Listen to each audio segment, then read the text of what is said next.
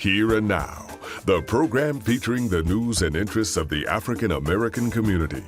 Here's your host, Sandra Bookman.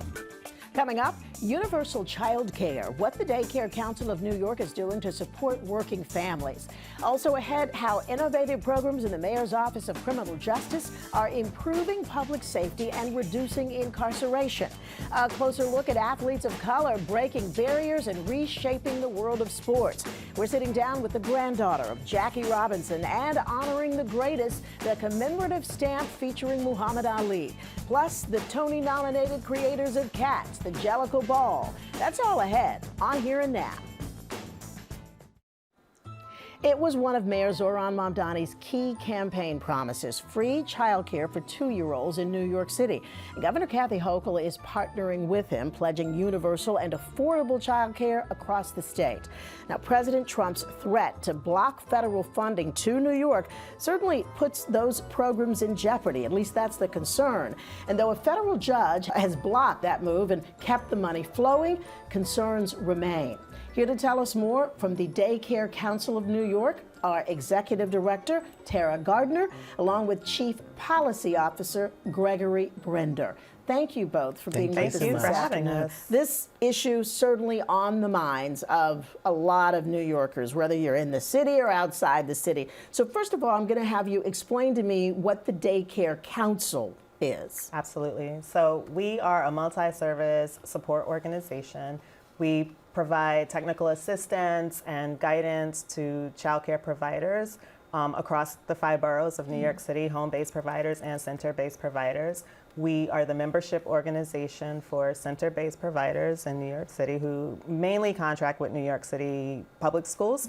And we also help families find and access the childcare that they need, and so that they can work or go to school, pursue goals that they have. And then we are also an advocacy and policy organization working to improve the system and make it work for providers and the workforce. Yeah.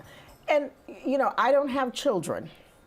I have I'm child adjacent though, lots of nieces and nephews. This is a central issue for families, the affordability. If we're talking affordability, this is one of their biggest costs. Am I not correct? Absolutely. We work in a time where New York City is an expensive place to live, and in most instances, every adult in a household has to work, and they need childcare. And we're at a time where childcare costs as much as it does to send a child to college. Yeah. And folks don't understand why it costs so much. Yeah. There are real estate costs. There are, lower child to adult ratios that are required. And the younger children are, the more adults have to be in the classroom. And we're at a time also where the workforce compensation isn't keeping track with how much it costs to provide childcare, or how much parents pay for childcare. Okay. Now, I want to bring you into the conversation, Gregory, because you focus on policy issues. You know, when you have Mr. Mamdani and the governor talk about something that touches the lives of so many people, what does the council do in terms of helping them to understand the importance of this issue, but also fighting for that additional assistance, whether it be a provider trying to get started or a parent looking for something they can afford or looking to get help with making it affordable?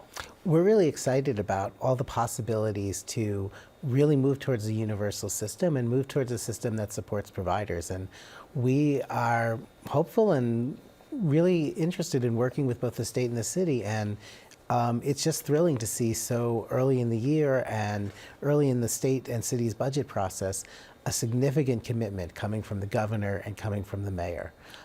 These are truly historic investments that they've proposed, and we both want to support them, and we want to make sure that they succeed. We want to make sure that the issues providers are facing, particularly the workforce, are addressed as they build out a system. We want to make sure that we can make sure that systems work so that providers are paid on time.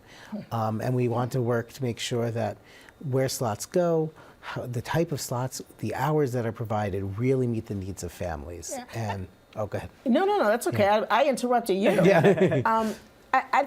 and listening to what you say, to be able to make sure that happens, there's got to be money in the till to do it. It's one of the reasons why this talk of essentially defunding at least 5 states by the Trump administration is so jarring, is it not? It's incredibly shocking. This is money that Congress has authorized. It's made it through many rounds of appropriations, and the president's threat appears just to be based on animus towards 5 states. And this is something that is going to impact children and families, and it's going to impact our economy. The funds that they are threatening to take away are funds that support working families, that keep people who need childcare in order to go to work working. If we suddenly have a massive loss of childcare in New York and these 4 other states, we're going to see shocks not just to their economy, but the national economy. It is truly destructive to try and make this threat against these states. And as I said coming into this interview, a judge has blocked that move. That does not mean that the president may not eventually be able to make good on that threat. Right. So do you have to prepare for that eventuality? What are you telling folks? So it's business as usual right now. Yeah, right now it's business as usual. New York State has instructed that it's business as usual. Everyone should continue to operate. But we are advising our members to plan for every eventuality, right? And whether that means offering fewer seats, partnering with other organizations to ensure that children have places to go. The other thing that we will say is that it's not just a 0 birth to 5 issue, it's a birth to 13, right? Until kids can take care of themselves. Okay. So it's before school, and during school, and after school. It's a comprehensive issue because parents have to work in this city. No, and it generally takes both parents working in this city. Every adult in the household. And I know you guys are working to help improve the childcare system, but there are also the fact that there are options that some people aren't even aware of. So talk to me a little bit about, it's too broad an ask to tell everything, but they can come to you to figure out what their options are, right? Yes. So we work in partnership with 3 other organizations in New York City to offer the New York City Child Care Resource and Referral Consortium. We help families. We go through a laundry list of questions to help families identify the specific child care that they're interested in, whether it's a home-based provider, a center-based provider, whether it can be a relative that helps them provide care. We help them identify whether it's near work or near home. We help them we provide them with a list of options that they can then call, go visit, see, and then secure the child care that's their preference, that meets their needs. Okay. And you've made it easy for them to get in touch with you. There's a phone number they can call that we've been showing on the screen, 888-469-5999. Absolutely. There's also a website, DCCNY. INC. I was NYINC. DCCNYINC.org. Yes. It is an important issue. And Absolutely. I think it's important that we are all talking about it. And I think we're going to be continuing to discuss it throughout the year as the governor and the mayor get these programs up and running. It's exciting times, important issue, and Daycare Council is here to help. Yeah, thank you both for being with us this so afternoon. And so we may answer the phone call if we call you again. We have people ready to answer. All right. Absolutely. We'll be right back.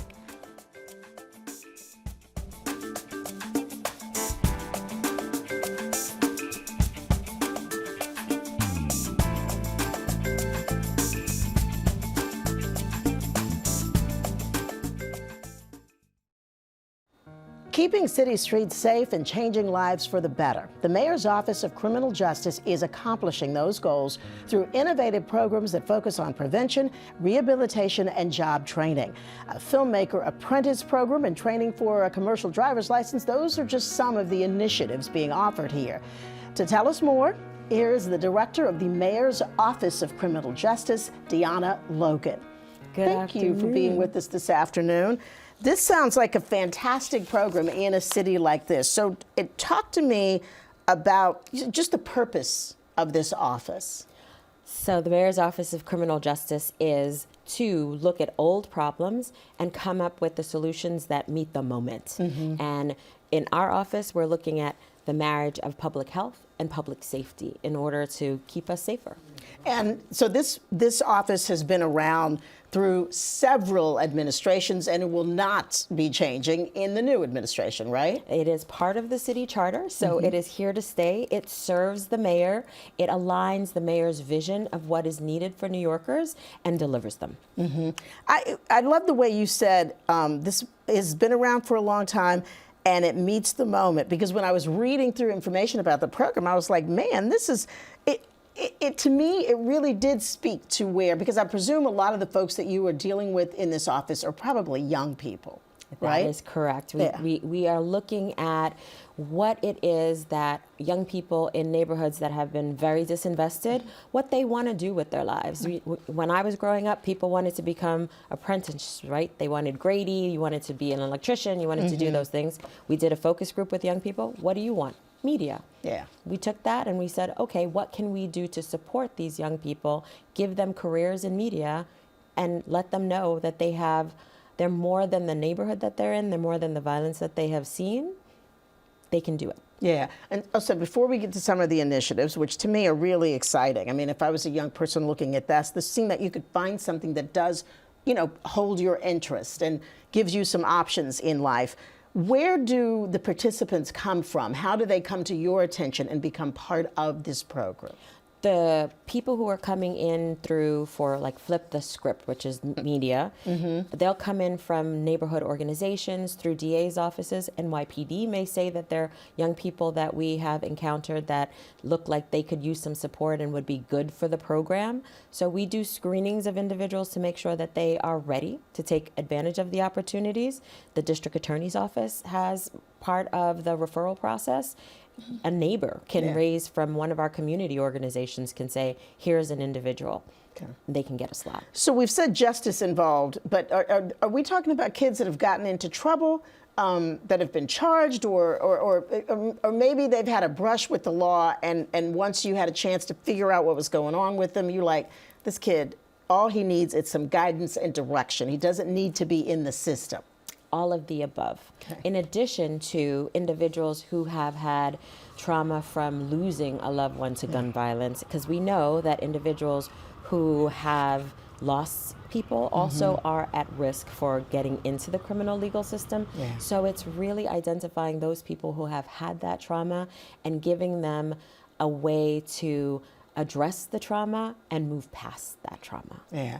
Okay, so some of the programs, you mentioned that first one, Flip the Script, which I just thought, what an interesting, it's a 40-week program that trains at-risk teenagers and young adults, really in filmmaking, right? That is correct. They create a short film at the end of the program, but it invests in them. It allows them to understand where they're going to do. They get mentors. They start unpacking the things that they have seen in their lives. They look for where the off-ramps are for them, what they are allowed to dream about, things that they historically were told they couldn't dream about. And it gives them the security and safety in an environment to learn about filmmaking and then actually put their skills to the test. All right, and we're talking mainly, we're 18 to 24-year-old, and they're paid, right? That is correct. Much of our programming is done as internships. We want people to know that their time and their energy is valuable, and so we start that foundation with making sure it's a paid internship, that they are valued and they know it. Now, another program, Emerge, that Emerge career, you focus on commercial driver's license training, right? What does that involve? So again, we're looking at individuals who have had criminal legal history. That's one of the main criteria. And we're giving them the opportunity to learn how to do the CDL. The fantastic thing about that program is that it acknowledges that everybody has different needs when you're coming back from incarceration. Some people are parents, some people have mothers that they have to support. So it uses technology so that people can start the course at their own pace. Most people finish it in 6 to 8 weeks, but they can do it after they pick their kids up from school. They can do it before they take their kids to school, at their own pace. And there is really a need for commercial drivers, is there not? Well, there was a 60,000 vacancy that we saw, which was one of the reasons why we looked at how we could get into this professional line. And it is a very lucrative career for individuals coming back from incarceration who historically face stigma. Yeah, the salaries are nothing to sneeze at, right? Correct. Now, there's also the Cannabis Reentry Employment Assistance and Training Experience, CREATE, I think you call it.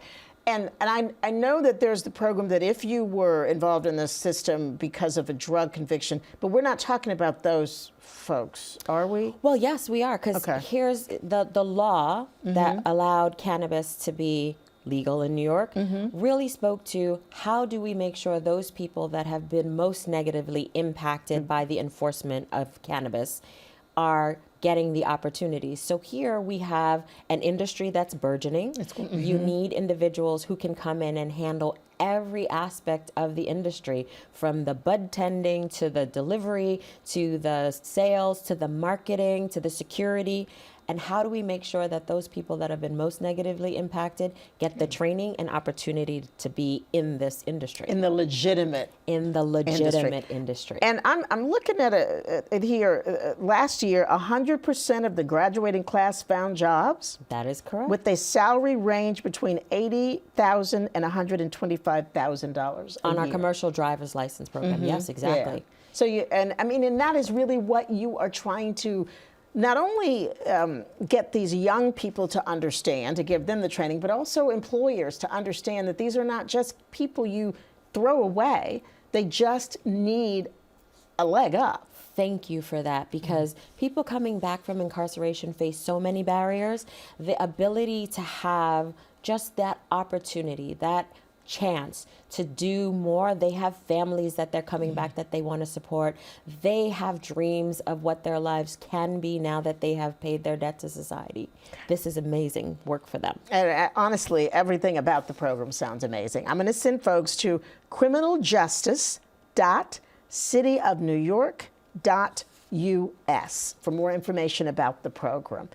Deanna, Logan, it's nice to do a job that you know that you're doing good for the world, right? It is a job of love. Thank you so much for being with us this afternoon. Thank you. We'll be right back.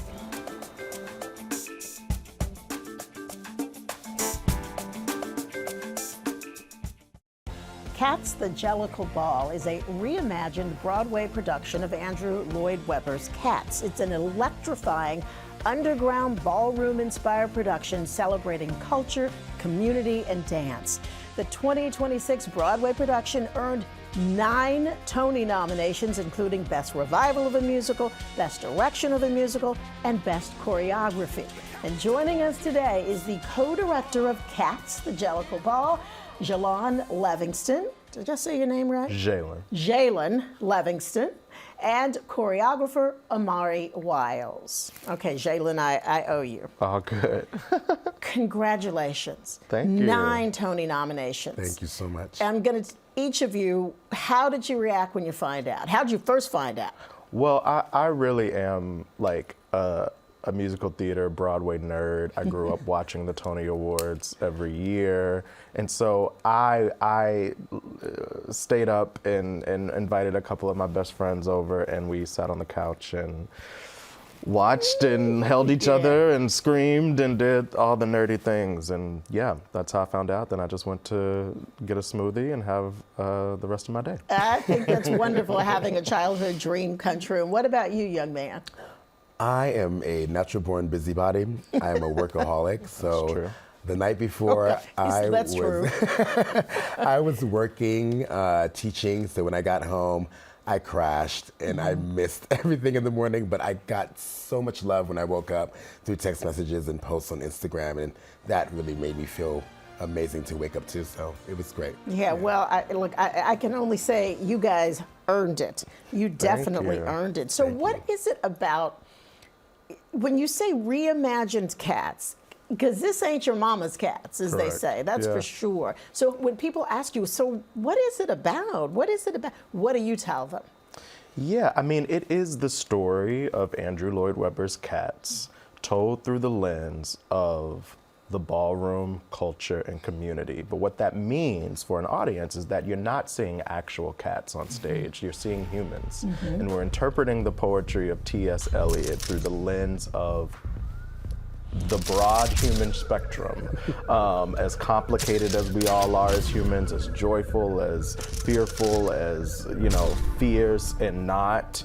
And we get to be held within the container of the world of ballroom, which is a world that is really about a kind of resilience, a kind of competition, culture making. It is what Junior LaBeija calls his finishing school. It is an entire world of queer culture that is really held up by the Black, queer, and trans community. And Omari is a bona fide icon in the scene, and being able to collaborate with him to bring this show to life has been one of the thrills of my life creatively, really. Yeah, you and your, how many Tony nominations did we say? 9? 9. Yeah, it would be one of the joys of my life, too. No, seriously, it is just a brilliant. When I've heard folks that've gone to the show and what they come back saying, oh my God, it is such a party. That's what they felt. So Omari, when you're choreographing something, what is it that you feel like you need to communicate to an audience that's watching this? And while you're not only communicating, you're telling the story, you're choreographing it. How do you go about that? Do you start with how it makes you feel? I think first it has to start with how do we represent the scene, the community. I think that's the first thing, to make sure that it feels authentic. Not only to the audience, but to the cast members, to everyone who is a part of the show, who are performing the show 8 times a week.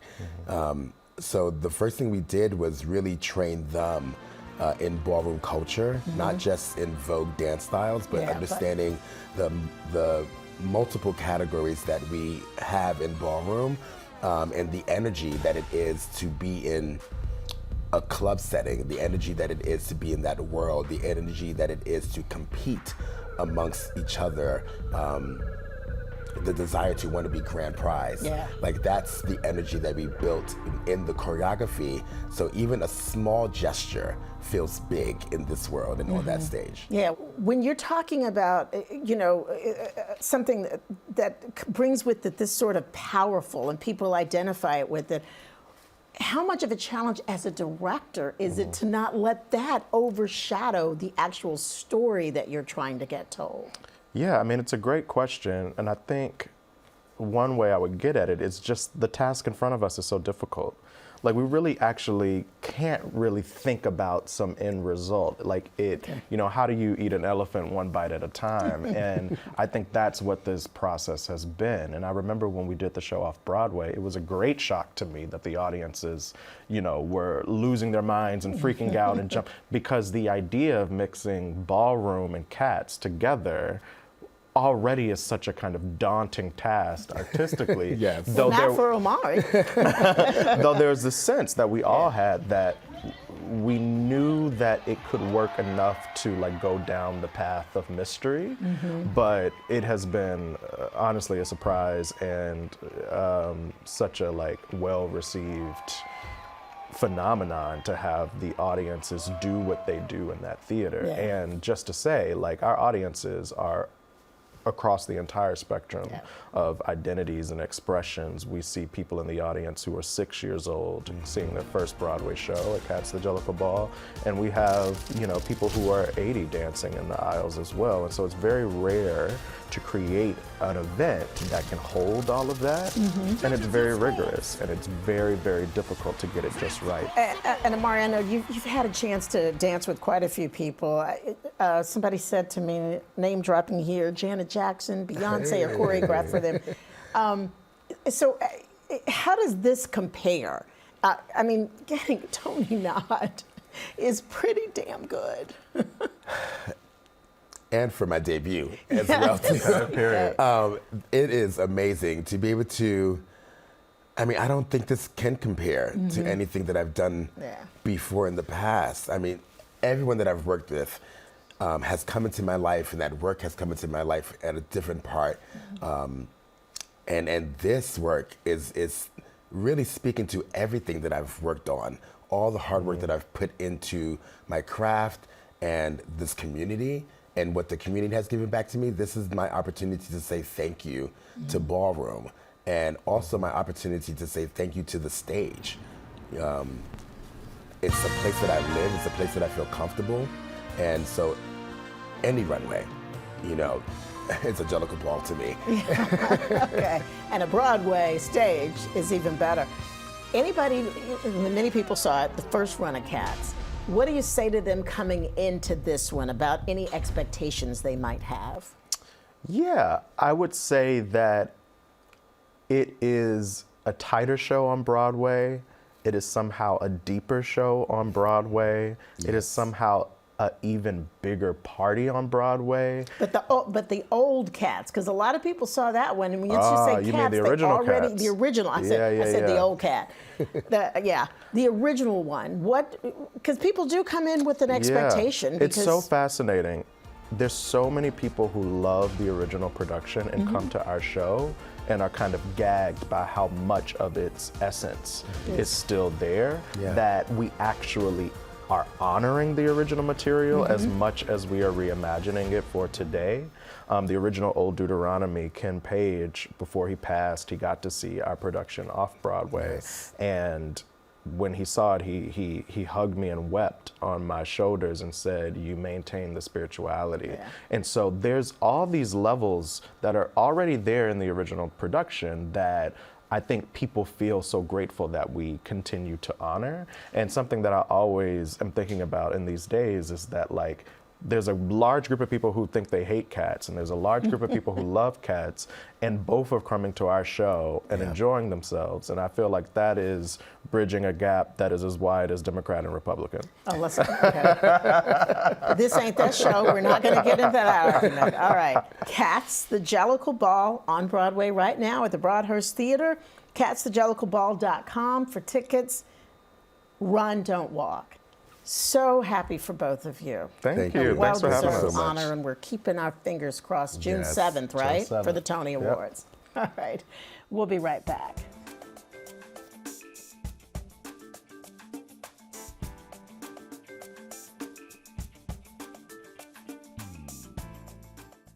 We are shining a spotlight on African Americans who have excelled in the world of sports and broken racial barriers. Jackie Robinson leads that list. He became the first African American to play Major League Baseball. In 1947, he started at first base for the then Brooklyn Dodgers. Robinson was what you might call a true agent of change, active in the civil rights movement and a close ally to Dr. Martin Luther King Jr. It is our pleasure to welcome Jackie Robinson's granddaughter and a board member of the Jackie Robinson Foundation, Sonia Pankey Robinson. Thank you so much for sitting down with us today. It's a pleasure to be here. You say the name Jackie Robinson and you can't help but smile and be proud. I did not know, though, about the connection with Dr. King. Yes. And maybe that's my ignorance. Talk to us a little bit about that. So post-baseball, Jackie Robinson obviously became involved in the civil rights movement. And there were many things that were happening in the country at the time that, there was a calling, obviously, to respond to things that were happening in the country. One of the things was, one of the bombings that had taken place in one of the churches. And my grandfather and Martin Luther King came together with that cause in particular and became friends from there. How old were you when you realized who your grandpa was? Wow. When you grow up with your grandparents, you never realize who they are because he wasn't, he wasn't a sports icon. He was my grandfather. I think when I really realized his fame and the iconic nature of who he was, I think I was probably like a teenager when it really started to hit me. When you thought about it. When I really thought about it, yeah. Mm-hmm. Source of pride? Oh my God. Even then? Immense pride because, well, first of all, growing up close to my grandmother, I had heard about my grandfather and what he'd done my entire life. But I think the pride came in when you start to talk to other people and they start to tell their stories about Jackie Robinson, how he impacted their lives, and just the pride they had about who he was. Now, you're the oldest of 10. I am the oldest of 10, correct. I am Jackie Jr.'s only child, and I am the eldest of the Robinson family of grandchildren. Yeah. You're active in the foundation because it's important to you to keep that legacy alive. Talk to me about why that is important. I'm involved with the foundation because the mission. It was my grandmother's vision to open the Jackie Robinson Foundation, focusing on higher education. It's a way to continue my grandfather's legacy through the next generation and them understanding the importance of education, mentorship, and giving back to society. So for me, at this point in my life and in knowing the importance of that, to stay connected to that, to make sure that the values that we know are important to us are carried through, and also to be connected, to see people and to have real conversations about what he did. And also, we talk a lot here about how we've moved from our old home, the ABC home on Manhattan's Upper West Side. We moved closer to Lower Manhattan. We're in Soho. We are just down the street from the Jackie Robinson Museum, which, of course, your grandmother, who is a force, she's a force of her own. She is now 103. She's 103, doing well. Still, running the show, but she is doing very well. And that museum was important to her. It was her vision.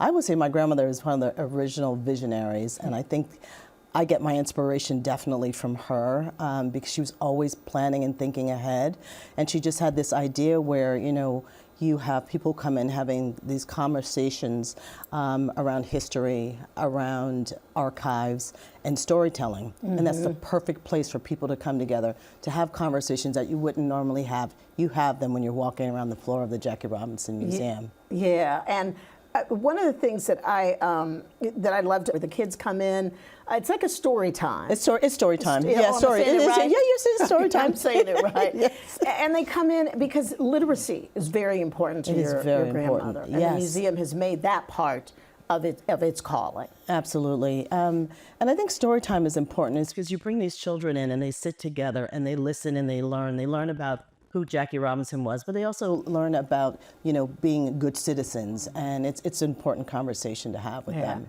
I want to circle back to something I asked you first when I asked you, when did you know kind of when did it become apparent who your grandfather was to the rest of us?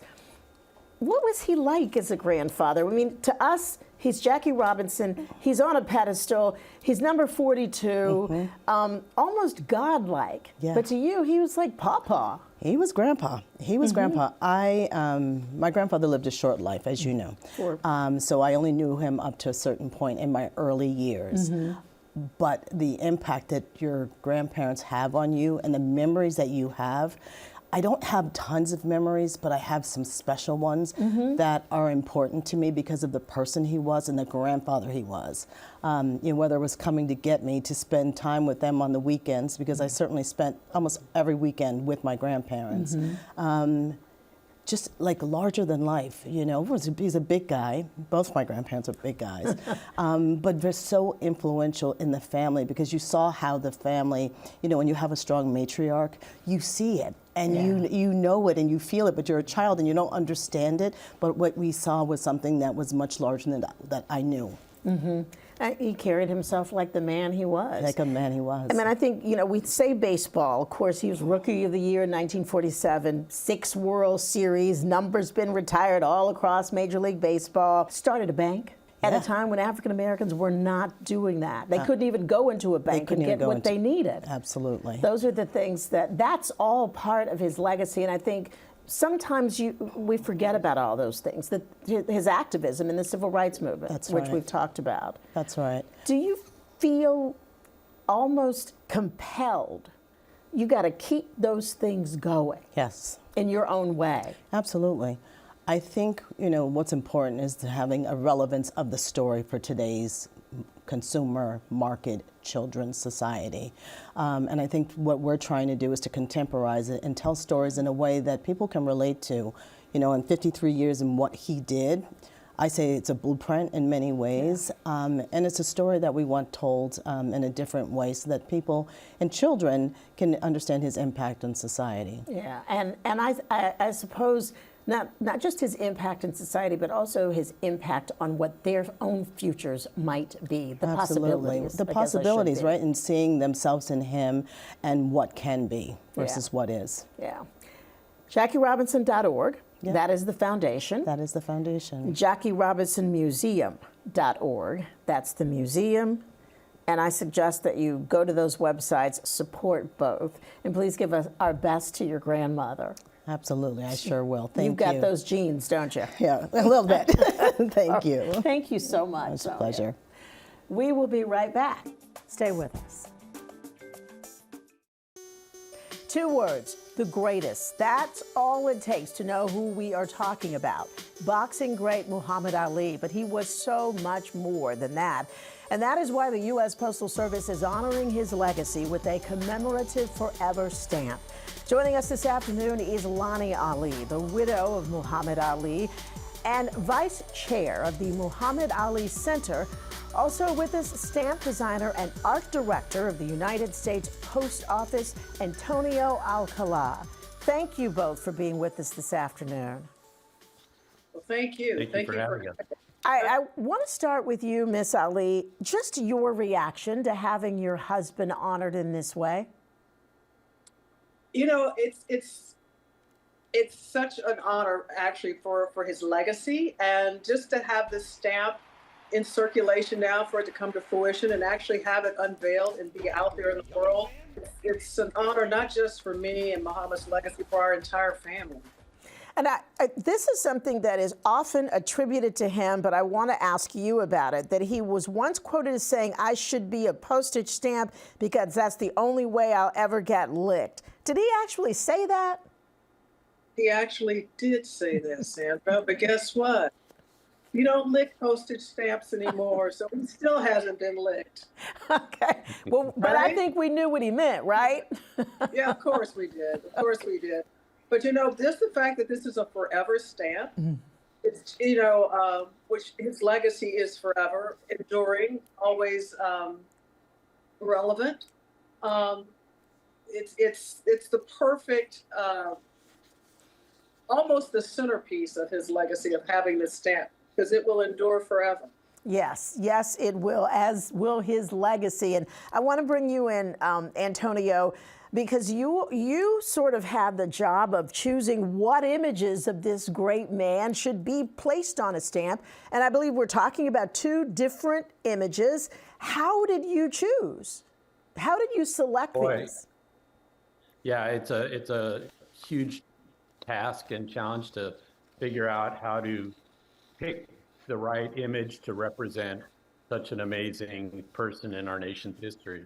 So I went through many different photo resources, looking at images of him when he was young, when he was in mid-career, when he was a little bit older. And where I landed was to show an image of him on the stamp when he is sort of at the prime of his boxing career, but then also in the selvage on the edge, showing him when he was more in his humanitarian role, of which he made significant contributions. And Lonnie, so I'm going to ask you, you're happy about the fact that his legacy is out there and it's going to last, it's on a forever stamp. Those images, they speak to you as well? Well, you know, Muhammad couldn't take a bad picture, right? As you said, Sandra, he would have agreed with you. He should have had a book of stamps with all kind of portraits, all kind of pictures, you know. Why settle for 2? That's what he would have liked. But, you know, I understand the iconic view of Muhammad as that boxer in the with the iconic boxing pose. But I really love the one of him in the pinstripe suit with him, you know, sort of showing him as the activist, the humanitarian. That I love that photo. You know what, to that end, I want to ask you, we all have this feeling, Miss Ali, that we know him, we love him, we like to quote him, we talk about him. And so we all feel like we know all of this because he would let you know what he was thinking and feeling. Oh, but absolutely. I want to ask you, is there something that about him that we would all be surprised to know or learn? Well, how about this? He was humble. It's true, really, seriously. He really was. He really was a humble man, but very compassionate, kind person who cared about people, humanity. And that's what I love about this stamp, because it will continue to connect people when they send letters. And I hope they do send letters, not just pay bills with these stamps, to stay connected. He was a humble servant, So I don't know how many people may really agree with me, but it's the truth. But you really knew him probably better than just about anyone. And I know that the work that you do with the Ali Center there in Kentucky is very important. How are you working there to preserve his legacy beyond the stamp? Well, the one thing about a legacy, it's not something you want to sit on a shelf, right? Yeah. I mean, Muhammad's the whole reason why this center exists is to not only preserve the legacy, but to advance his legacy, to activate that legacy, mobilize that legacy around the world. So that's what we do here with the center. Not only is it a cultural institution, sort of like a museum where you can actually come and view artifacts of Muhammad, learn more about his life, enjoy some immersive kind of experiences, but we also have a programmatic aspect of the center that we export not only to here in the United States, but are beginning to export it across the world. So, now he passed in 2016. So on Parkinson's disease, and I know there's a Ali Parkinson's Center in Phoenix. Are you active there as well? Because I know that's an important cause. It's near and dear to your heart. Well, actually, absolutely. Actually, I am a resident of Fairfax Valley, Arizona. So, yeah, and that is such a tribute to him because, Parkinson's sort of, as horrible as it was an opportunity for Muhammad to sort of represent that citizen who is challenged physically as well, who has illnesses. Mm-hmm. He always understood it. He always was empathetic, but he got to represent them too in a different way. Yeah. So, God gives you burdens to carry for a reason. And he was always a person who never questioned why he had it, why me. He did it. He had Parkinson's, but he carried it with grace and dignity and really showed us how you continue to live with purpose. Thank you so much for joining us this afternoon, both of you. Antonio, stamps are absolutely beautiful, and you'll move on to the next and make somebody else's legacy and family very proud. And we appreciate you, Ms. Ali, for taking these few minutes to talk with us this afternoon and help us to pay tribute to your husband, who I wouldn't argue with him, and I don't think anybody else would argue. He certainly was the greatest. Thank you both very much. Thank you. Thank you so much. Sandra Bookman and Here and Now will be right back. Getting in shape can be a daunting process for just about anyone, but our next guest insists that traditional fitness plans too often fail because they don't address a person's lifestyle. Evoke is a lifestyle performance coaching company that merges martial arts, neuroscience, movement identity, and elite athletic training to help you get the desired results. Here to tell us more is the founder of Evoke, Ivan Rosado. So nice to meet you. Thank you, likewise. And I'm looking at you and I'm like, maybe he knows what he's doing. Well, some. Yeah, if I'm going to look like you at the end of this. So explain to me what Evoke is, the concept. So the concept of Evoke first is based on the philosophy of the Cherokee Tale of the Two Wolves. Mm. And the Cherokee Tale of the Two Wolves says that each and every one of us, we have two wolves living inside of us. We have the dark wolf, which is our rage, our anger, our aggression, our determination, and the white wolf, which is our calm, our center, our balance, our adaptability. And at the end of the day, the wolf that wins is the wolf that we feed.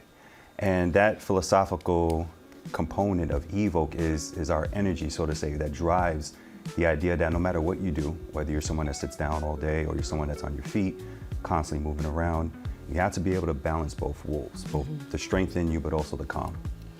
And finding that balance, you believe, will help you get to where it is that you want to go. 100%. Right? 100%. Okay. I think I've been feeding the dark wolf. Well, most of us feed the dark wolf a lot. We don't feed the white wolf enough. Unfortunately, maybe I've been starving the white wolf. So what is the big difference between what you do and what a traditional, fitness program might do? Well, first, what we do is we say we don't train movement, we train the human. And we use movement as a tool. But at the basis of every human being is the breath. That is the main regulator of the central nervous system. I like to tell clients, if you come in, your first thing you did when you wake up is you picked up your phone, you're looking at social media, you're checking your messages and your emails, you're already telling your body, I gotta go, I gotta do something. Like it's on, it's on alert. And when we go to the gym, we're not able to process the information that we're meant to get from the strength training, from the flexibility, from the breath work. So at first, we address the central nervous system. We use martial arts-based principles, such as grand circulation breathing, which is just a principle of how you breathe, to get you to calm the central nervous system, get you back into your body, get away from what's happening in the world, and then your body's in a position to then properly execute the workout that's at hand for the day. First of all, you just described my wake up. There you go, most of us. I was like, I gotta go. That's the first thing out of my mouth. But how do you, so if folks haven't worked with you before, and they're jumping up in the morning because they got things to do, people to see, places to go, they're on the phone, it's telling them what to do, how do you get them to even start trying to do what you're saying I need to do, which is calm myself down, take a deep breath, and then what? Well, we get them to understand Evoke is lifestyle and performance coaching. Okay. Performance is what you do when you come to the gym, when you're in front of your coaches. The lifestyle portion is the other part that we do that a lot of companies and businesses that are in the health and wellness industry tend to not do. We want to focus on when you start your day, what are the things that you tend to do? Are you someone that needs to just move your body right away and you got to go run? Are you someone that is a deep thinker? You need to journal, you need to read. We're going to find out all the information about you first, so then we can help construct your lifestyle portion of your program, which will then set the tone for the rest of the day, which will then tie into the performance part. And so you see, you what it sounds like you're saying is you're trying to take a holistic approach 100%. to this through 100%. already proven methods, and you've just figured out how to work them all into the same program for the individual. Exactly right. Now, there's something else you talk about, movement identity, that is an important part of your program. Yes, so the movement identity, we each have a movement pattern that specifically speaks to us and light us up. I like to paint the picture of, if you see a playground, you see all these different kids in the playground, you got the one kid that's running, you got the one kid that's climbing, the one that just sits there and plays with blocks. That's your movement identity. And that's, in essence, our movement imprint that is specific to each and every one of us. So what we do is we find out, what do you like to do? Are you a golfer? Are you a swimmer? Are you a runner? So that way we now take your movement identity and we program you out so that your movements within the program will match your movement identity. And whether you have injuries that you have to heal from, we take that into account, but progressively getting you to eventually move the way you want to move within that movement identity. With the idea is, this is what you like to do, so Correct. we're taking that and helping you make it work for you. Correct. So instead of coming to the gym and just doing, random exercises, random squats and shoulder presses for no reason, let's make sure the movements that we do give to you line up with your movement identity. All right, this is all making sense to me. There you go. Surprisingly. So what do you think, what do you say are the pitfalls for most people? This time of the year, beginning of the year, I'm going to get this right this time. What are they doing wrong? I believe the pitfall is, it's the same mantra. It's new year, new me, but it's the same old approach. Yeah. And the same old approach is, let me get to my nearest HIIT class, my nearest Metcon class. Let me go, balls to the wall super hard. And then either I get hurt, I get discouraged, and then I'm going to wait again until 2027 to do it again. Where with Evoke, we get you again to understand, well, first, what is your movement identity? How do you want to move? Let's get you to understand that at the basis of every movement is your breath. Like, if you're not connected to that intentionally, deliberately, any movement that you try to introduce to the body, it's not going to have the same result that it would. So we get them to understand that also too, this isn't just a a get sexy for the summer type thing. Yeah, this is a something, lifestyle. This is a lifestyle. And Evoke is, again, lifestyle performance coaching, where you understand for your lifestyle, this is just a rhythm that you have to move at. Okay, the nitty gritty. Are these workouts private, one-on-one, and is there cost? So we do have a few avenues. We have one-on-one, we have small group training classes, and we just started breaking into corporate wellness programs. Okay. Yes. So you're going to pull the company in and make it worth their while That's to it. help their employees get into. Listen, if the staff is doing better, everyone feels better about it. Theoretically. Yeah, That's the way theoretically. theoretically. At Evoke Official, am I saying that Correct. right? Is where they can find out the information. They'll send you where you need to go. Exactly right. Okay. Yes. Honestly, I'm tempted.